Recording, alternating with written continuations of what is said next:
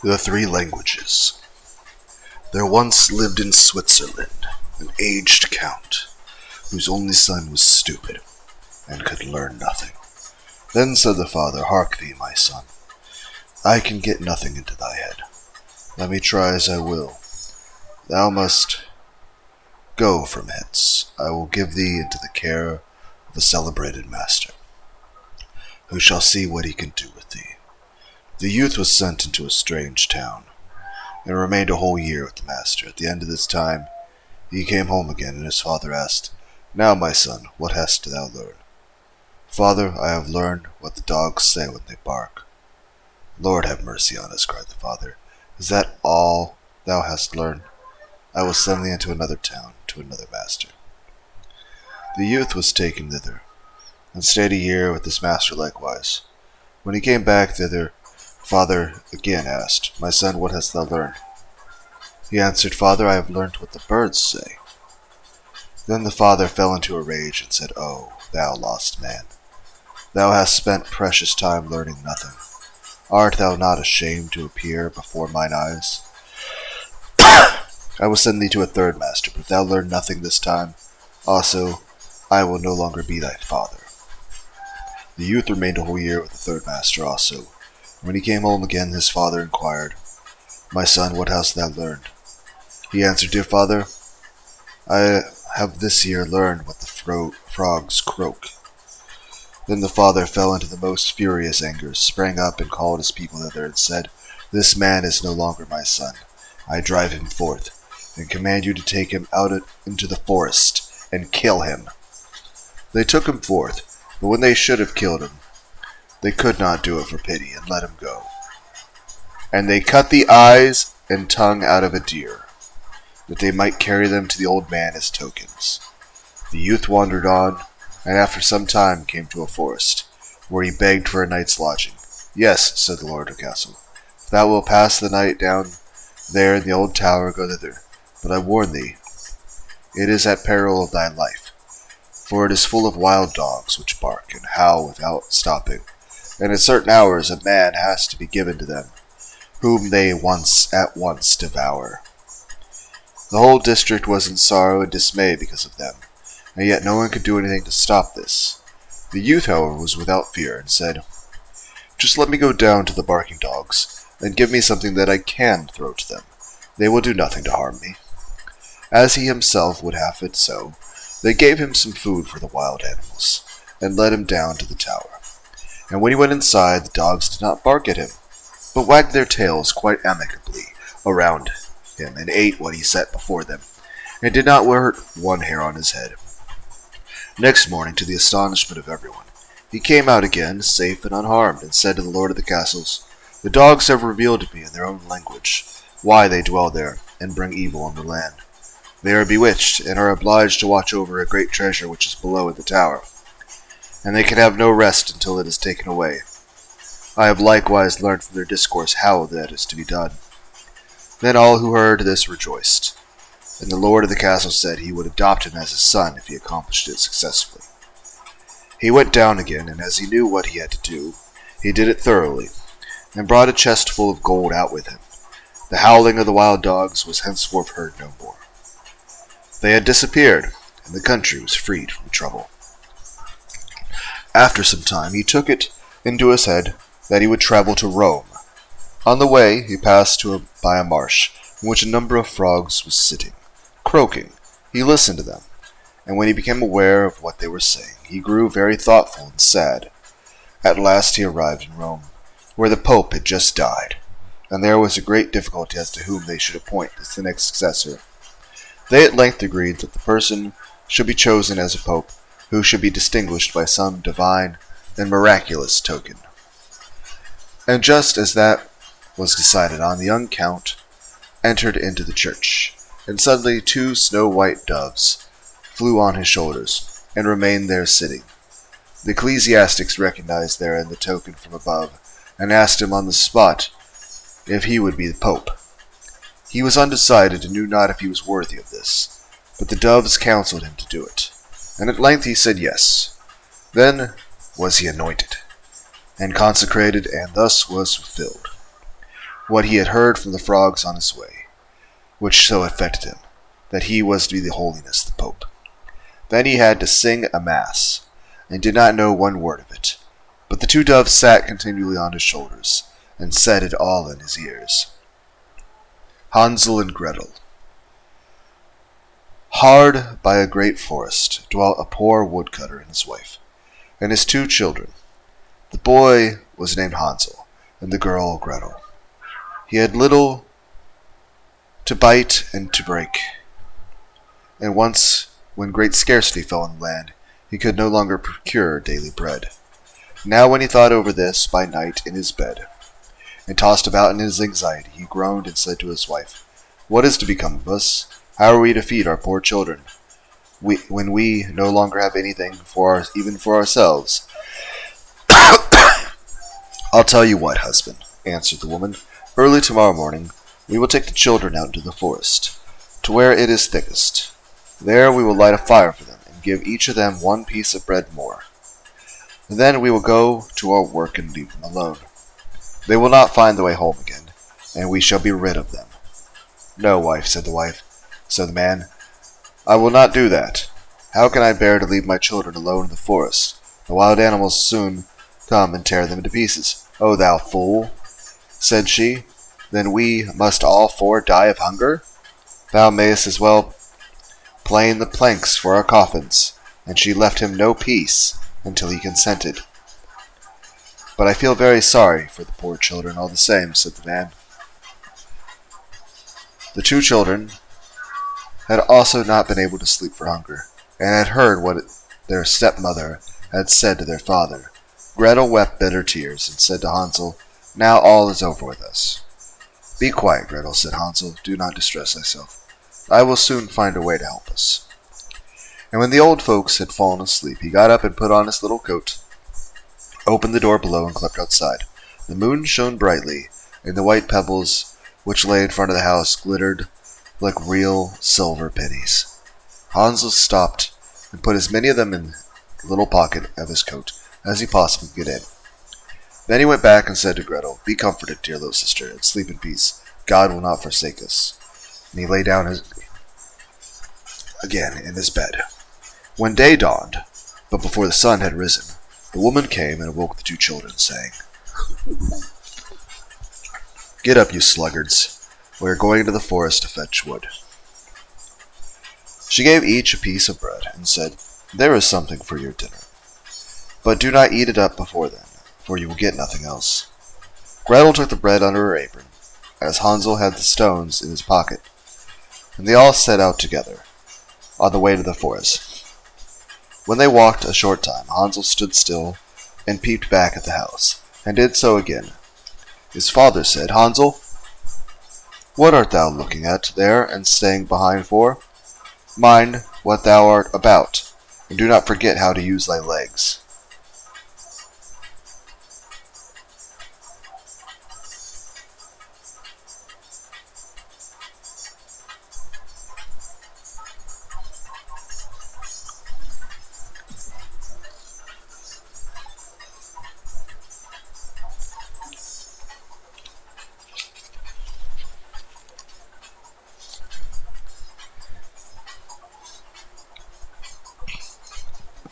You know, it's a real struggle not to make commentary on just how much of an asshole everyone is.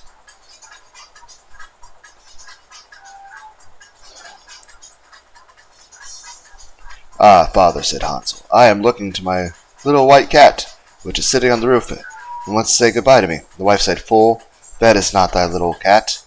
That is the morning sun, which is shining on the chimneys." Hansel, however, had not been looking back at the cat, but had been constantly throwing one of the white pebbles out of his pocket on the ground.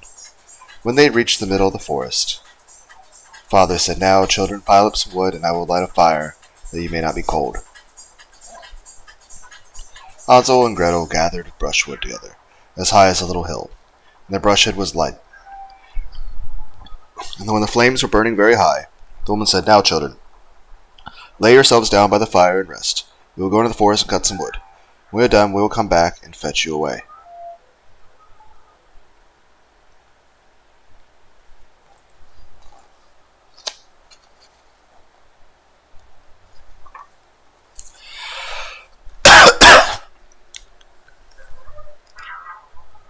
Okay, I mean, logically.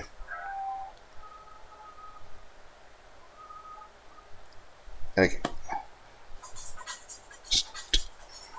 never. No, I'm not going to say anything. Hansel and Gretel sat by the fire, and when noon came, each ate a little piece of bread. As they heard the strokes of the wood axe, they believed that their father was near. It was not, however, the axe. It was a branch which he had fastened to a withered tree, which the wind was blowing backwards and forwards. And as they had been sitting such a long time, their eyes shut with fatigue, and they fell asleep. When at last they awoke, it was already dark night. And Gretel began to cry and said, "How are we to get out of the forest now?" But Hansel comforted her and said, "Just wait a little until the moon has risen, and then we will soon find the way." And when the full moon had risen, Hansel took his little sister by the hand, and followed the pebbles which shone like newly coined silver pieces, and showed them the way. They walked the whole night, and by break of day, once more their father's house. They knocked at the door, and when the woman opened it and saw that Hansel and Gretel, she said, "You naughty children, why have you slept so long in the forest? We thought you were never coming back at all."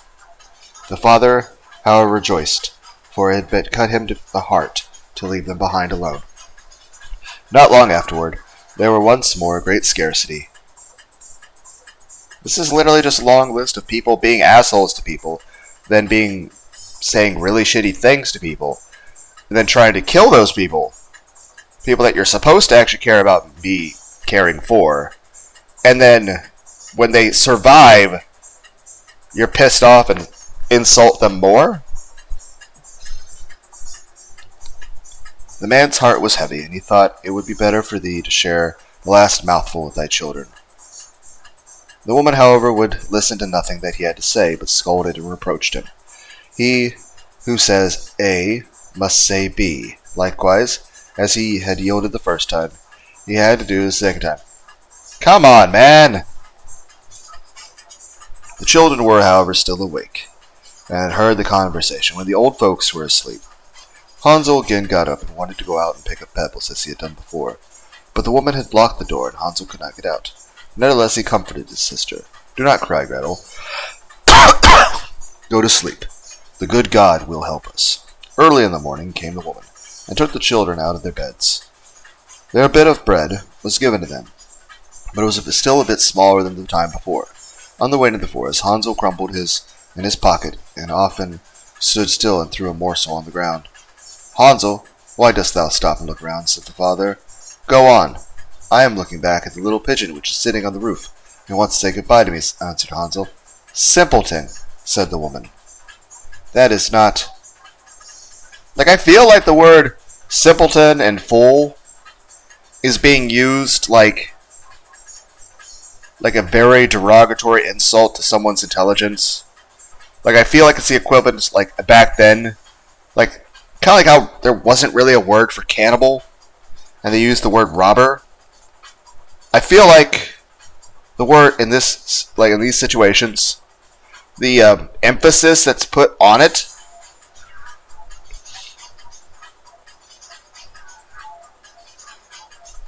especially with the exclamation point, showing that it's actually being straight up fucking yelled. I'm pretty sure that every time they say "thou fool" or "simpleton," or it's more than just saying a person's an idiot. It's basically the same derogatoriness of saying, "Hey, I don't even want to fucking say it." Granted, it's stuff that I'll say to myself from time to time out of anger, just because, low self-esteem, and I've had bad things said to me, and I tend to just repeat that in my head.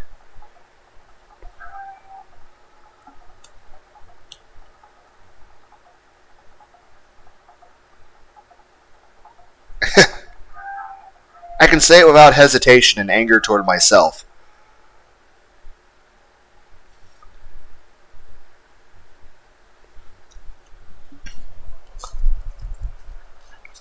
It's kind of like if I'll play video games with people.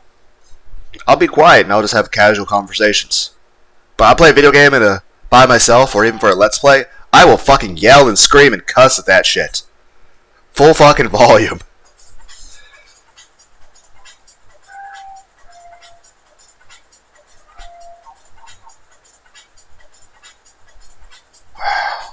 But yeah, it's. I really do feel like in the old vernacular, calling someone doubtful or imbecile, especially the way it's written, is the same. It's the same kind of connotation as if you yelled at someone and said, "You're a retarded bitch." That's. It feels like you're calling someone a retard and a bitch. That's how it feels. That is the implication that I am getting out of the context of this. That it's meant that strongly. That it's not like, oh, you're just being silly or like that. No, I think it's meant with like full on fucking, just malcontent. Like you're really just hateful and like you absolutely just despise the person you're talking to and have no respect for them in any way, shape, or form and don't care about their feelings at all. And if you do care, you care that you want to hurt their feelings. So, yeah, fuck.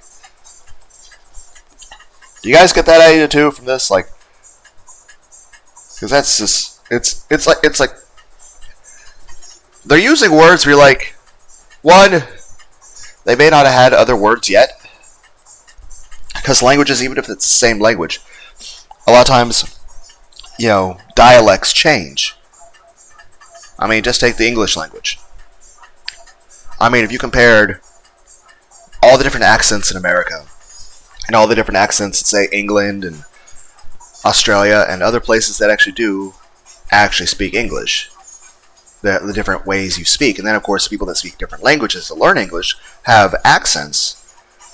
Then, of course, there's different sayings like hush puppy. Apparently, a hush puppy is a type of shoe or something in England. Whereas a hush puppy here in America is deep-fried cornbread. Everyone's like, why is everything deep-fried? Because it's delicious. Or like a rubber. In one country, a rubber means an eraser. In another country, it means a condom. But here's the thing. If you were to go back to, like, the times of Shakespeare, we would struggle to understand a single thing they said. But at the same time, that's not even true Old English. English started before that, and you went back to Old English times and just took a person from Shakespearean times. No one in modern times or in Shakespearean times would understand Old English. Like to the point they wouldn't even be like the same language anymore, even though it is the same language. I mean, heck, how many times do we get into like new words, in modern times that didn't exist a decade ago? Like cap or dab or like like certain words like cool. Just saying that certain words go in and out of favor and get used certain ways.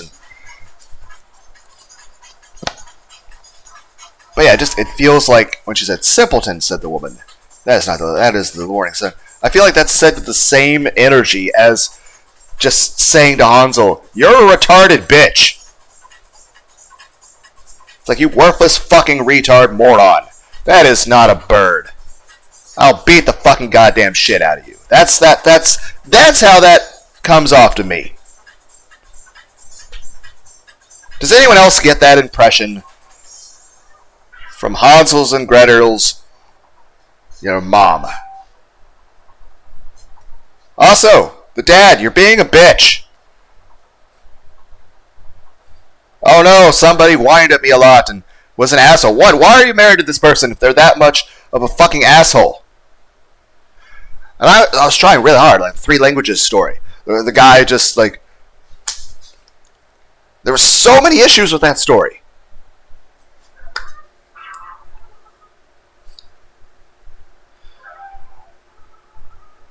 It's like I'm trying just to read the story. Like, I tried to do unrehearsed creepypasta narration. And I've heard the story of Jeff the Killer before multiple times.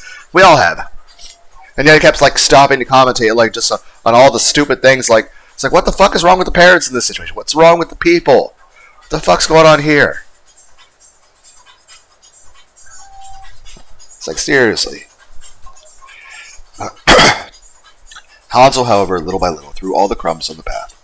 The woman led the children, still deeper into the forest, where they had never in their lives before. Then a great fire was again made. And the mother said, "Just sit there, you children, and when you are tired, you may sleep a little.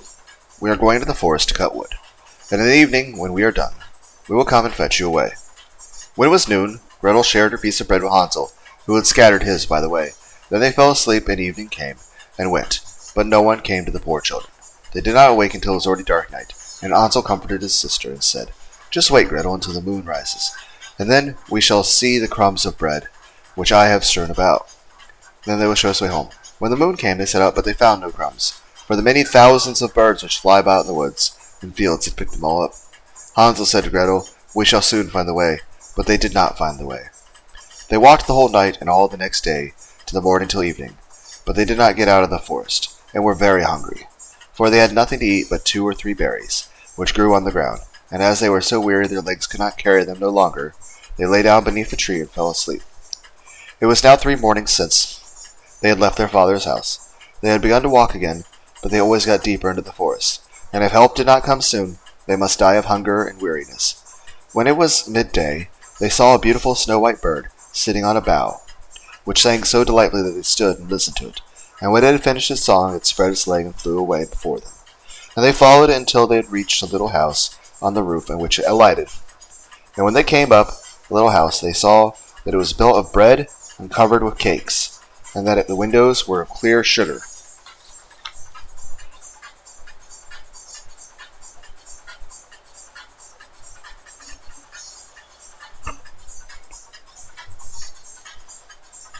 Given this use in the story, why do we make gingerbread houses on Christmas? It just seems kind of morbid, now that I think about it.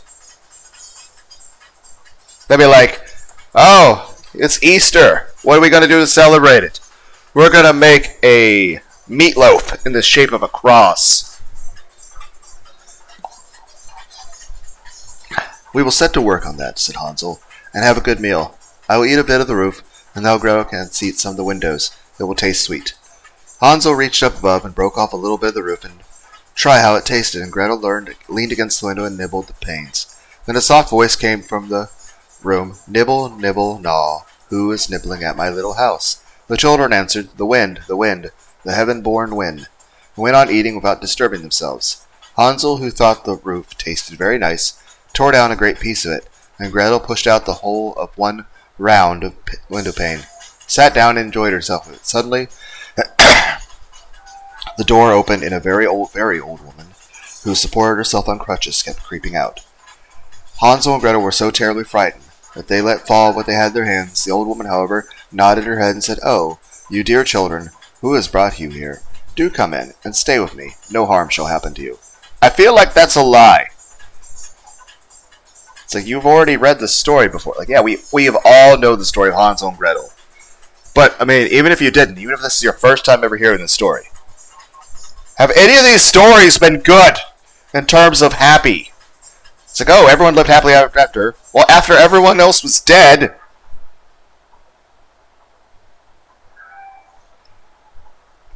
She took them both by the hand and led them into her little house. Then good food was set before them, milk and pancakes, with sugar, apples, and nuts. And for 2 pretty little beds were covered with clean white linen, and Hansel and Gretel lay down in them, and thought they were in heaven. The old woman, "You literally just had a balanced breakfast." And even then, not really. You just had some pecans, a little bit of apple, some milk, and it's not even a complete breakfast.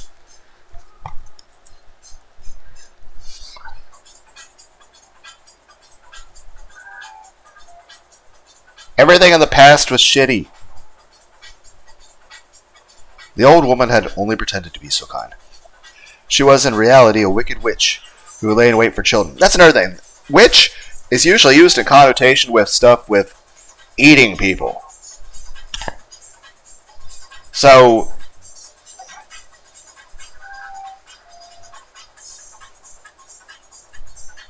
granted, in some societies, technology can be viewed as witchcraft. So, oh, look at this. I have an electric light bulb. Witch, to kill him. But in this connotation, did witch sometimes mean somebody who was thought to be a cannibal?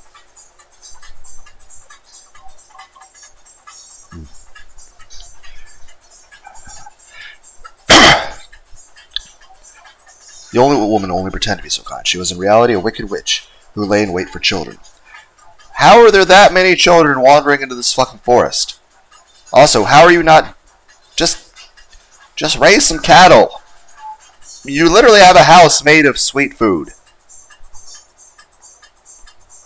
It's not like you're gonna starve. Who'd only built the little house of bread in order to entice them there. When a child fell... Yeah, I'm more so like thinking like how good is the food at our houses? Like, is it just like very like sweetened bread, like normal cake? Or do you have like actual like, oh, and the door is made of Pizza Hut. And here is chocolate cake. And here's a Hershey bar here. I know a lot of people in Europe apparently don't think Hershey bars taste good. I don't know. I've tried European chocolate. It's okay, but I think like the normal Hershey bars things taste a little better. I don't know. Maybe it's just something you're more used to. I don't know. When a child fell under her power, she killed, cooked, and ate it. And that was a feast day with her. Witches have red eyes and cannot see far, but they have a keen scent like a beast's, and are aware when humans draw near. When Hansel and Gretel came to the neighborhood, she laughed maliciously and said, mockingly, I have them. They shall not escape me again. Again?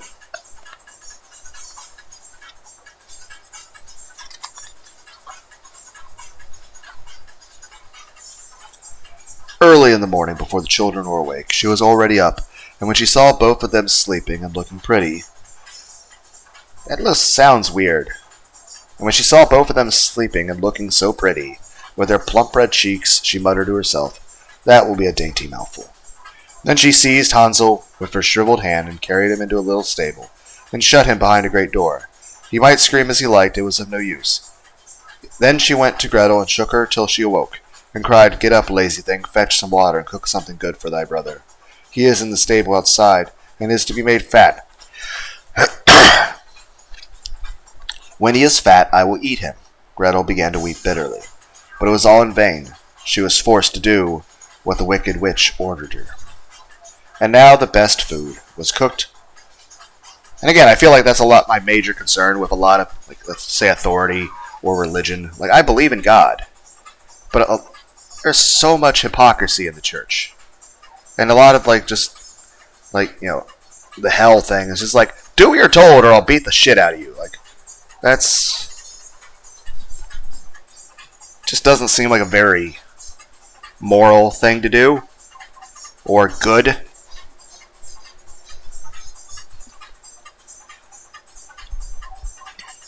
And now, the best food was cooked for poor Hansel. But Gretel got nothing but crab shells. Is that even edible? Where are you getting crabs from? Every morning the woman crept to the little stable and cried, Hansel, stretch out thy finger that I may feel thou wilt soon be fat. Hansel, however, stretched out a little bone to her. And the old woman had dim eyes, could not see it, and thought it was Hansel's finger, and was astonished there was no way of fattening him. When 4 weeks had gone by, Hansel still continued thin. She was seized with impatience and could wait no longer. Gretel, she cried to the girl, be active and bring some water. Let Hansel be fat or lean. Tomorrow I will kill him and cook him. Ah, how the poor little sister did lament, and she had to fetch the water, and how her tears did flow over her cheeks. Dear God, do help us, she cried. If the wild beasts in the forest had but devoured us, we should at any rate die together. Just keep thy noise to thyself, said the old woman. If all that won't help thee at all. All that won't help thee at all. Early in the morning, Gretel had to go out and hang up the cauldron with the water. If you have enough strength to hang up the cauldron, like, you should be able to, like, break the the person into pieces.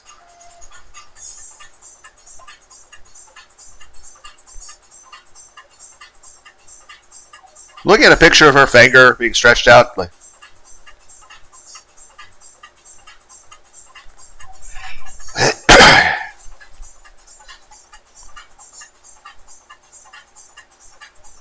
we will bake first, said the old woman.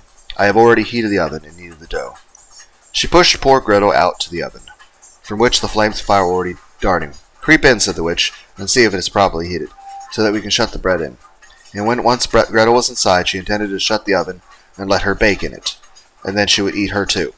For Gretel saw what she had in her mind and said, I do not know how I am to do it. How do you get in?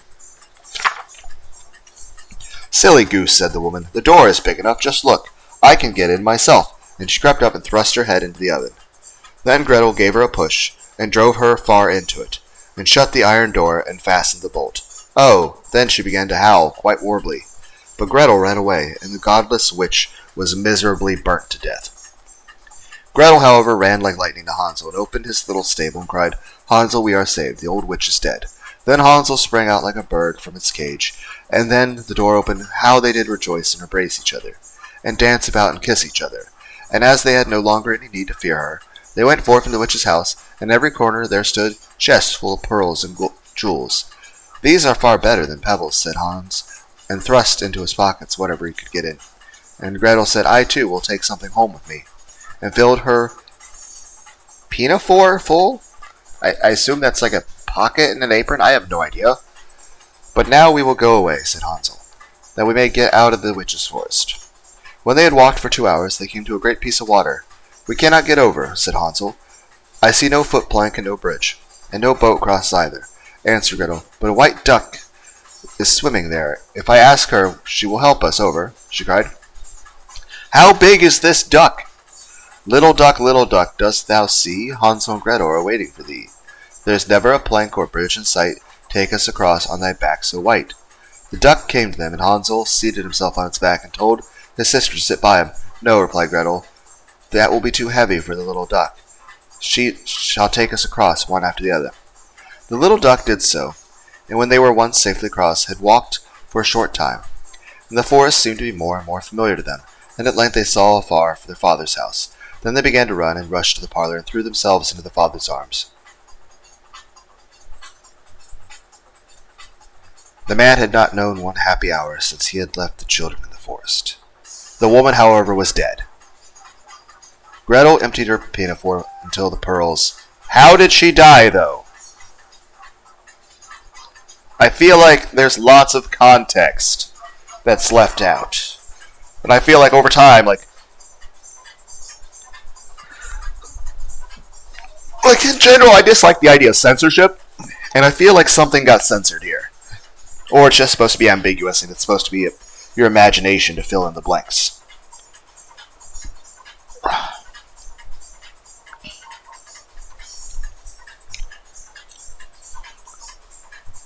Gretel emptied her pinafore until the pearls and precious stones ran about the room, and Hansel threw one handful after another out of his pockets and added to them. Then all the anxiety was at an end, and they lived together in perfect happiness. My tale is done. There runs a moose. There runs a mouse. I said there runs a moose. There runs a mouse. Whosoever catches it may make himself a big fur cap out of it. Okay, that last line was kind of weird, but okay. Hope everyone had a good day. Bye.